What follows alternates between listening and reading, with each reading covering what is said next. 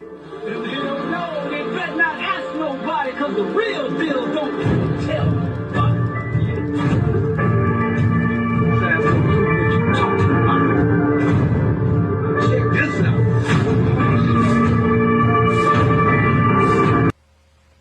My name is Charles Lucky Luciano. But I wasn't always lucky. I was born Salvatore Lucania, a poor Sicilian kid who came to America with nothing. Put it like this. Snoop Double G, Captain Cannabis, raised up red, black, and green, and the Black Power fist. Can you get with this? We ain't new to this, we true to this. Puff, puff, pass that shit. The Captain Cannabis. My name is Charles Lucky Luciano. But I wasn't always lucky. I was born Salvatore Lucania, a poor Sicilian kid who came to America with nothing. This is the story of how I went from that immigrant kid to one of the most powerful crime bosses in New York, and how I set the stage for the war that would change organized crime forever. Disclaimer. This narrative presents historical facts about organized crime. It does not glorify or condone criminal activity. Not the least. But it is on some gangster shit, I will say that. For the MOBSTER files. November 24th, 1897. I was born in Lercara, Fritti, Sicily, a miserable town where poverty was inevitable.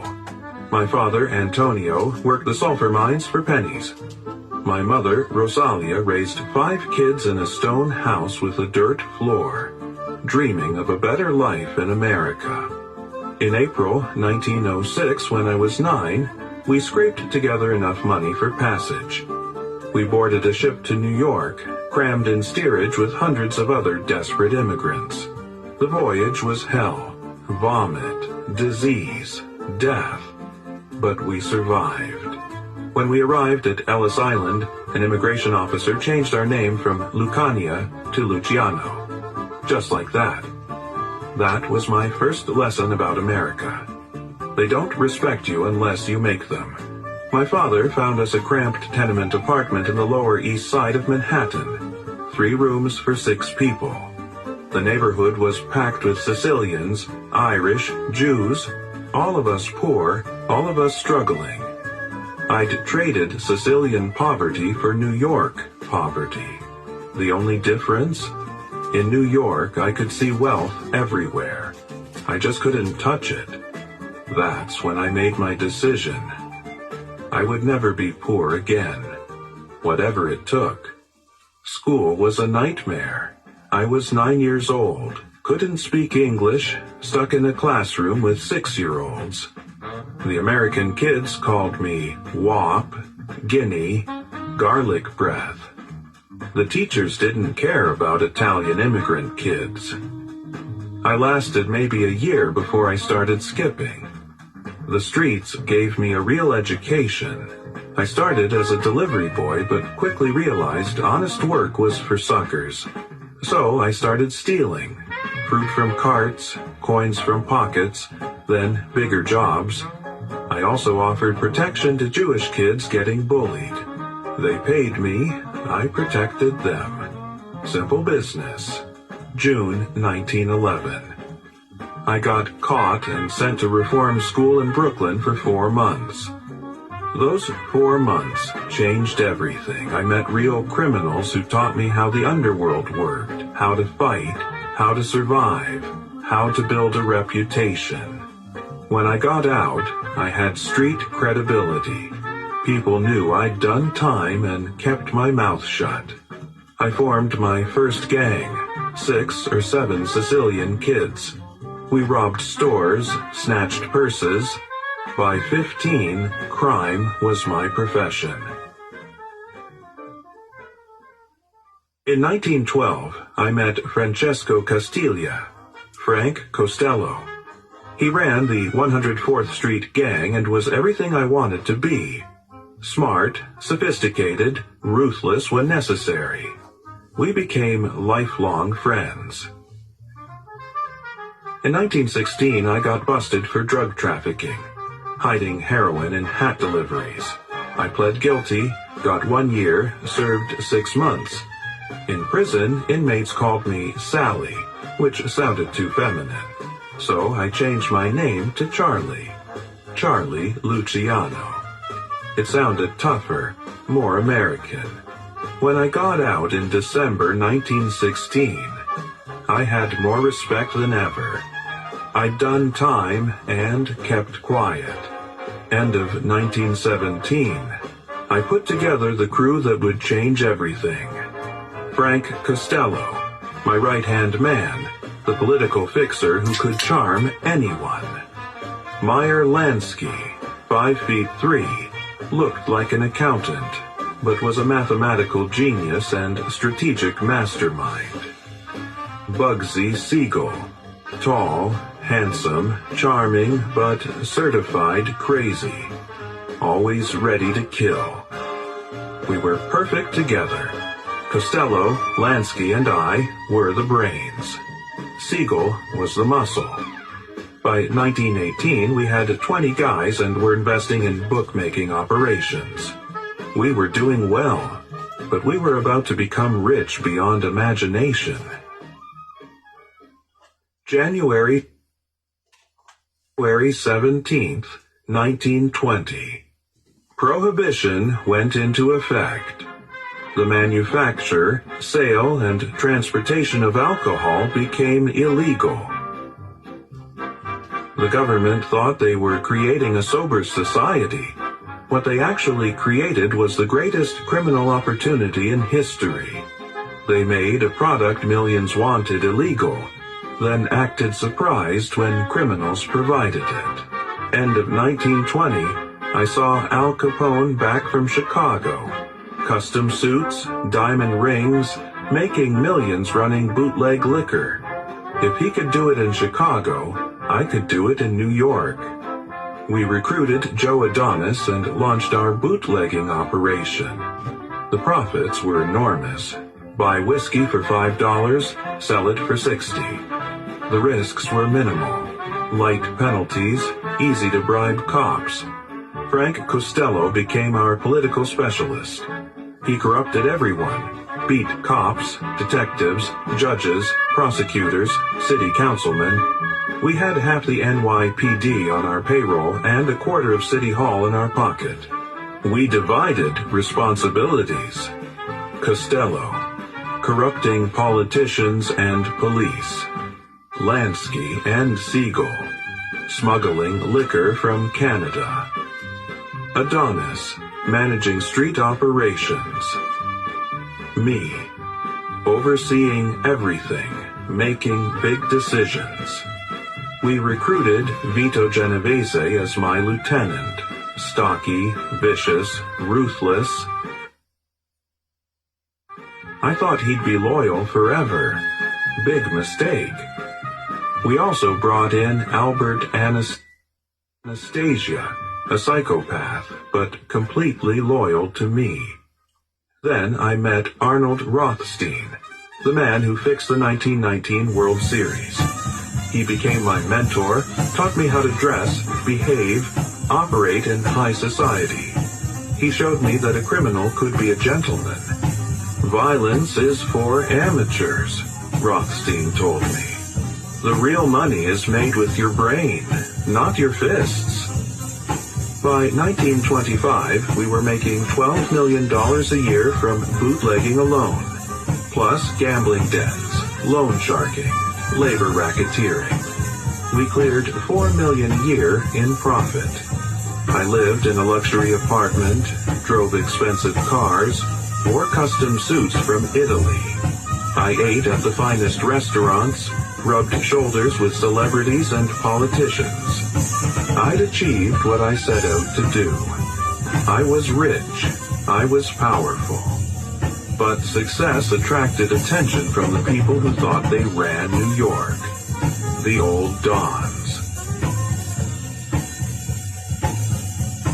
By 1926, I was 29 and running one of New York's most successful criminal enterprises.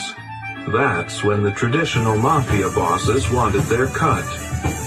Giuseppe, Joe the Boss, Masseria, and Salvatore Maranzano. Old Sicilian bosses stuck in medieval traditions. They dressed in black, spoke broken English, had ridiculous mustaches.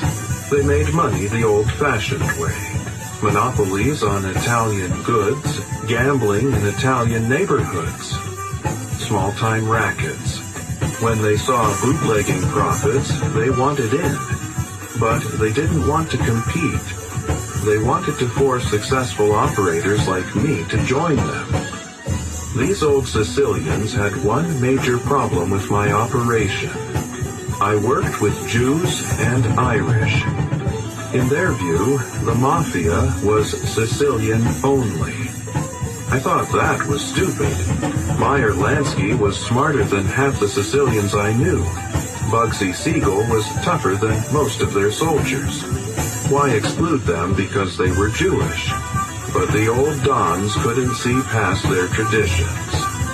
Salvatore Maranzano approached me first. We met in a Little Italy restaurant back room. Maranzano was different from typical old bosses. He was educated, had studied to be a priest in Sicily. He was sophisticated, spoke better English, understood strategy. He wanted to become boss of all bosses. He complimented my success, then said he didn't like my crew. Working with Jews and Irish violated Sicilian traditions. I cut him off. Lansky, Siegel, and Costello are my friends. They're not going anywhere. He made his offer, join his organization in an important position. I told him I'd think about it, but I had no intention of accepting. I wasn't anybody's subordinate. However, I wasn't ready for war either, so I played along. Then Maranzano came back with a better offer. He wanted me as his right-hand man, control of the entire underground liquor market. One condition: Lansky and Siegel had to go. I called a meeting with my crew: Costello, Lansky, Siegel, Adonis, Genovese. Costello was enthusiastic. "This is fantastic, Charlie. We'll make millions." Everyone agreed except Meyer. "What do you think, Meyer?" I asked. "There's shit at the end of this stick," he said quietly. Everyone started arguing. Costello was angry. "You won't be able to count all the money we'll make." I held up my hand for silence. "Listen, you're thinking about the money, but Meyer's right. The second we join Maranzano, he kills us all. He has to.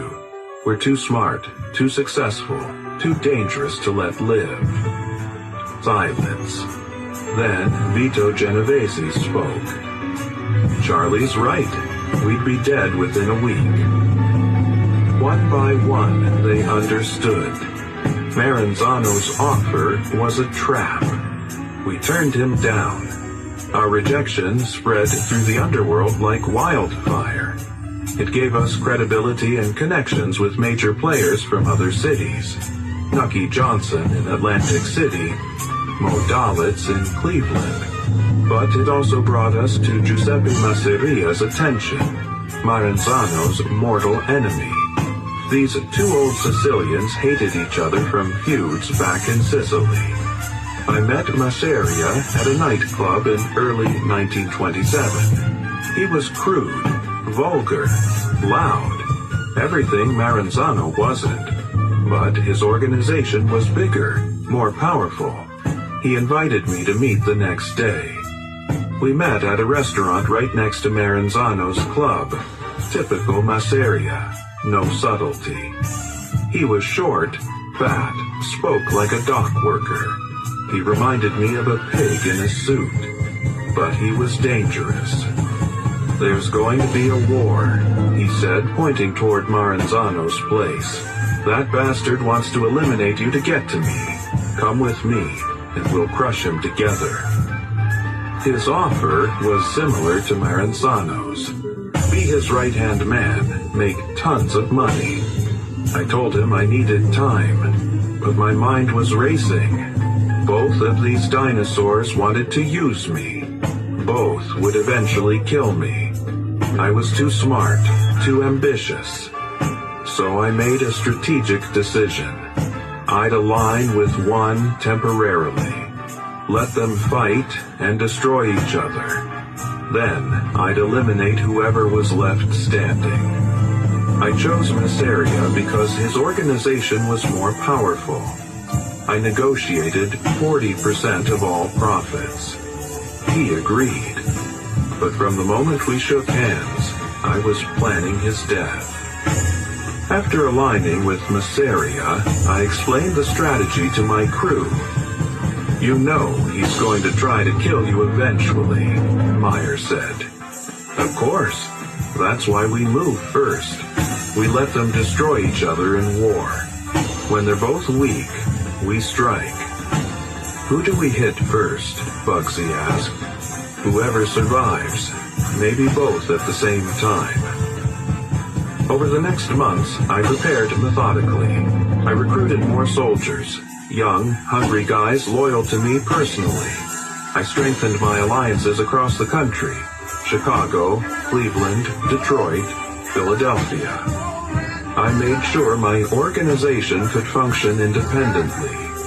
I also gathered detailed intelligence on both Masseria and Maranzano. Their routines, habits, guards, routes. When the time came to act, I'd be ready. The tension between Masseria and Maranzano kept escalating through 1928 and 1929. Their soldiers attacked each other's operations, hijacking liquor shipments, bombing speakeasies, beating up men. Small skirmishes broke out regularly. Bodies appeared in alleys and the East River. Everyone knew what was coming. All-out war. The Castellamarese War, named after Maranzano's hometown in Sicily. I told Masseria I was preparing a major strike against Maranzano, gathering intelligence, recruiting soldiers, planning strategy. He believed me because I was good at lying and because he desperately wanted to believe I was loyal. But I was loyal only to myself and my crew. When the war finally started, I'd use it to destroy both old Sicilian bosses and take over New York for myself. The old way, Sicilian only, tradition-bound, small-time thinking, was about to die. I was going to create something new, something modern, something organized and efficient, something that would change organized crime forever. But first, the old guard had to be eliminated. The war was coming.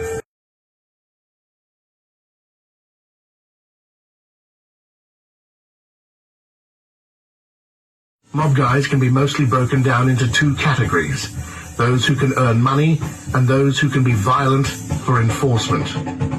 Gambino was a third type, the effective manager who knows how to blend both groups. He is remembered as probably the most successful Cosa Nostra boss of all time, because his almost 20-year rule was largely peaceful by Mafia standards, as it did not have a civil war. He was a Machiavellian that read Machiavelli, and he took the lesson to heart that one should be both a fox and a lion. He was a lion in that he projected a power that was too strong to be challenged, and he was a fox because he would outthink his enemies to make quick and decisive moves to win conflicts before they broke out. But what really makes him stand out from the other bosses is that he died in his home from natural causes rather than be murdered on the street or rot away in a prison. A distinction that no other boss from the Gambino family was able to enjoy during the 20th century.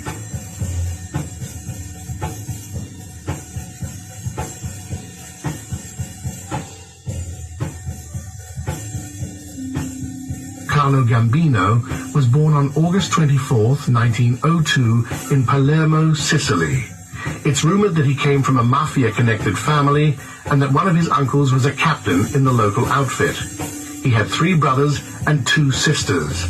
His parents, sisters, and 1 brother remained in Sicily, while 2 of his brothers, Paul and Giuseppe, later immigrated to the United States. Carlo came to America in 1921, just after the Immigration Act of 1921 was passed, which created limiting quotas based on country. The FBI believed that he entered the country illegally as a stowaway on a ship from Italy when it docked in Virginia Beach. From there, he made his way to Brooklyn and connected with Salvatore D'Aquila. D'Aquila was once a captain in Peter Morello's family, but in the 1910s, he broke away and his crew became an independent family. Gambino's brother Paul also crossed the ocean in the 20s, and they became official members in D'Aquila's organization as soldiers.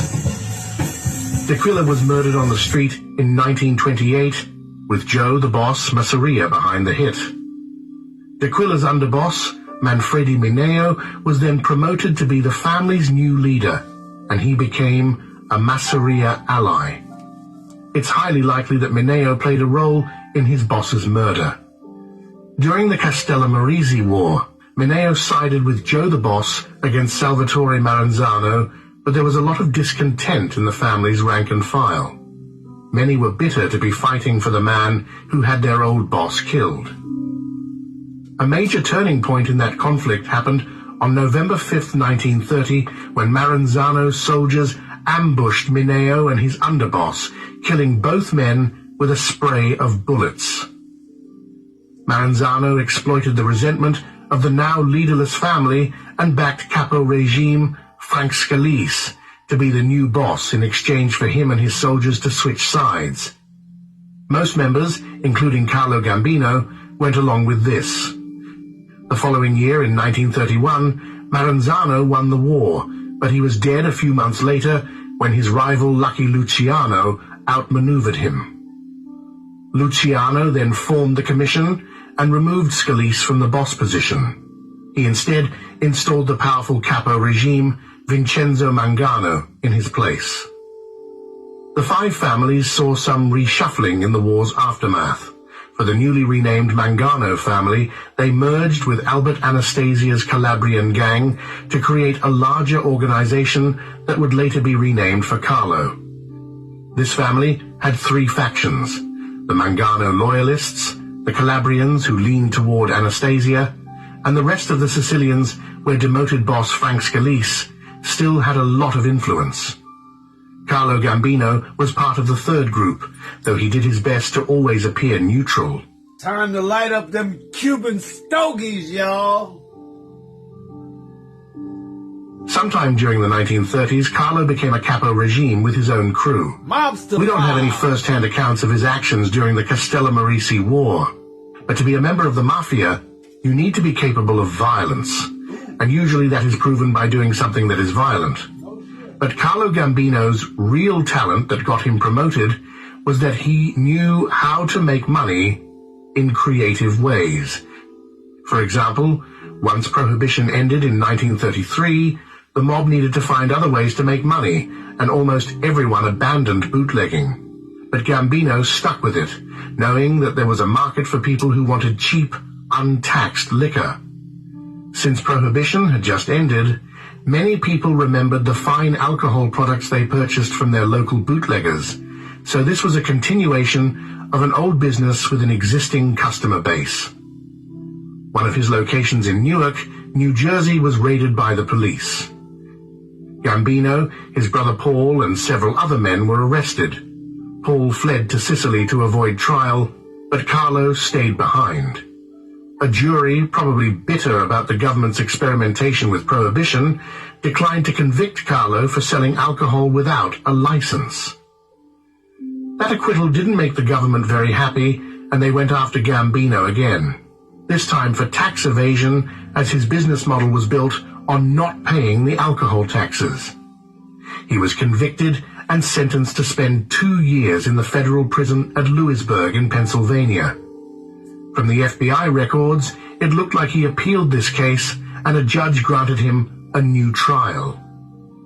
As it was about to get underway, he reached an agreement with prosecutors where he pled guilty and was sentenced to time served, which at this point had been just over a year.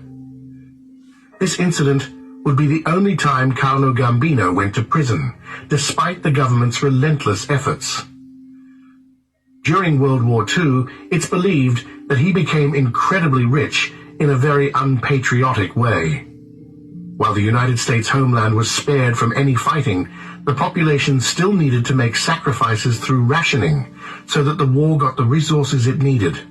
This was enforced through ration cards, which were the only way that items like gasoline, sugar, meat, and other everyday essentials could be purchased. Gambino bribed and made deals with the officials who controlled the physical cards, where he was able to steal some before they went to the public.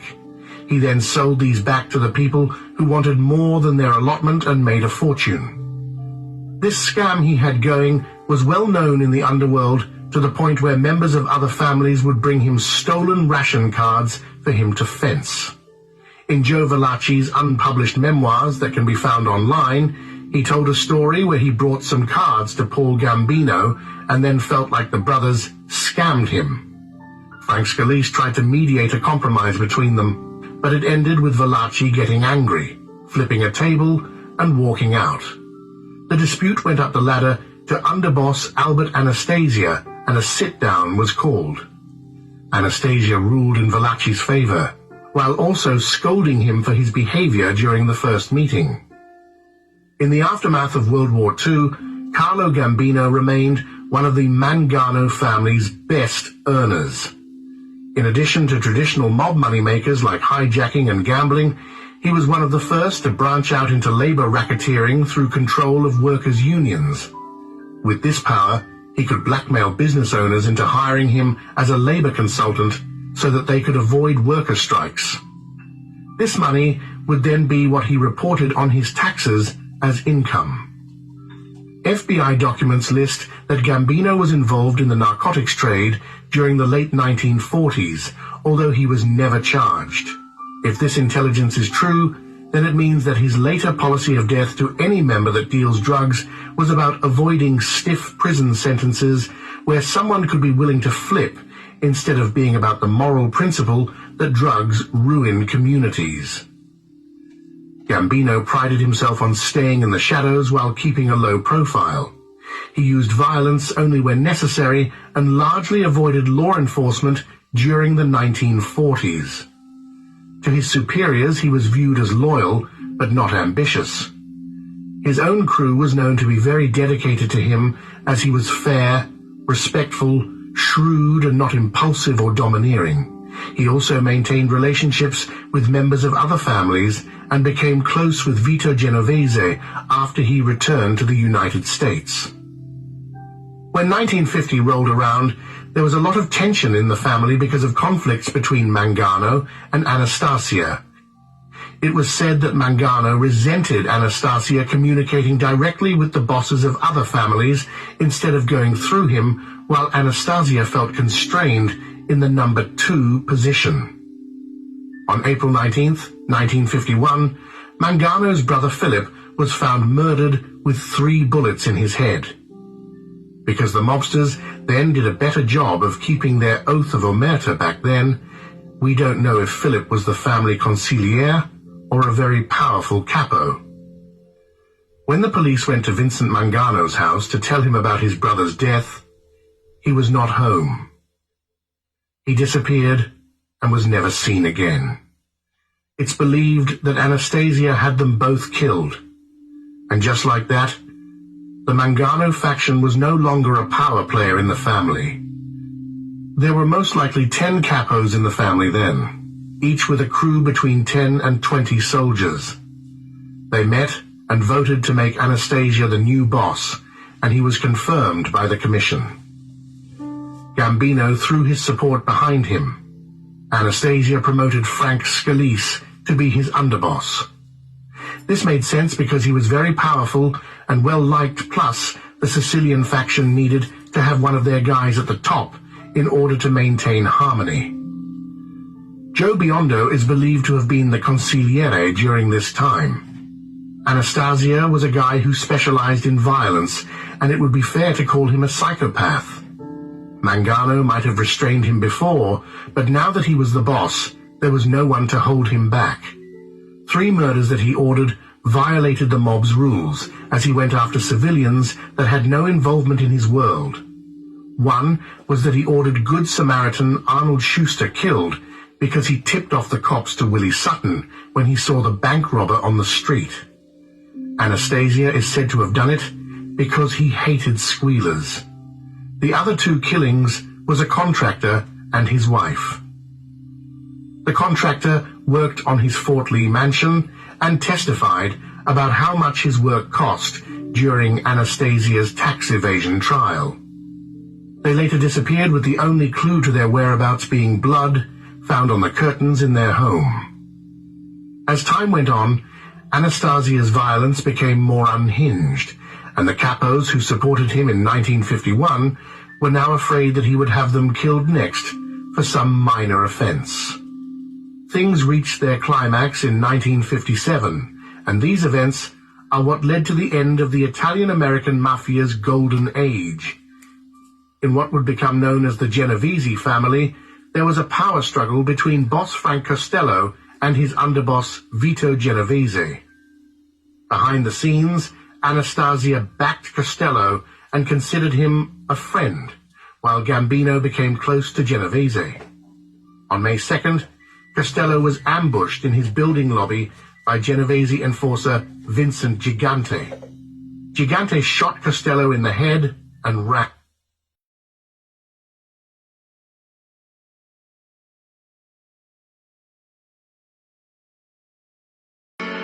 Well, let's put it like this. Snoop Double G, Captain Cannabis, raised off red, black, and green, and the Black Power Fist. Can you get with this? We ain't new to this, we true to this. Puff, puff, pass that shit. The Captain Cannabis. My dude to the cutie, pretty face, and big booty. If you're sticking with Got me. the sneaky icky. If you're sticking with me. But never try to play me, see? Motherfuckers say I'm crazy.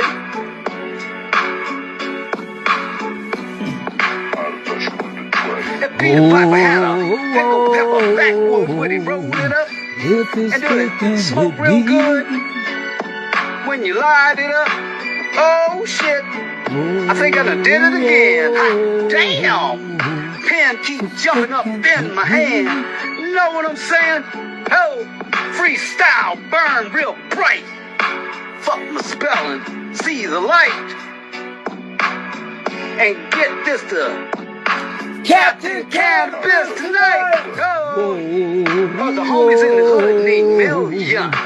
If you're sticking with Giving me. back to the people, not the minions.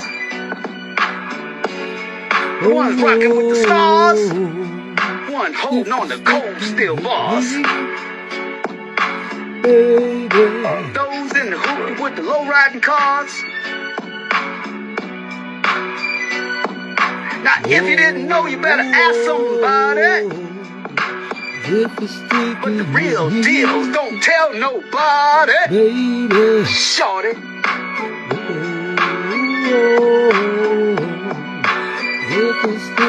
Fucking man, still best. Baby. Hey. Oh, like a black Superman with a kryptonite vest. But I know I can't just take the belt from Snoop O Double G with the spirit of Tupac coming over me. It's all about what we got, not a fantasy. You see, spit my shit with a grit, but don't split your lip. Trying to roll my shit, don't even trip, don't take no sip. Oh God, done did it again, what the fuck? Know what I'm saying? Nah, Clan.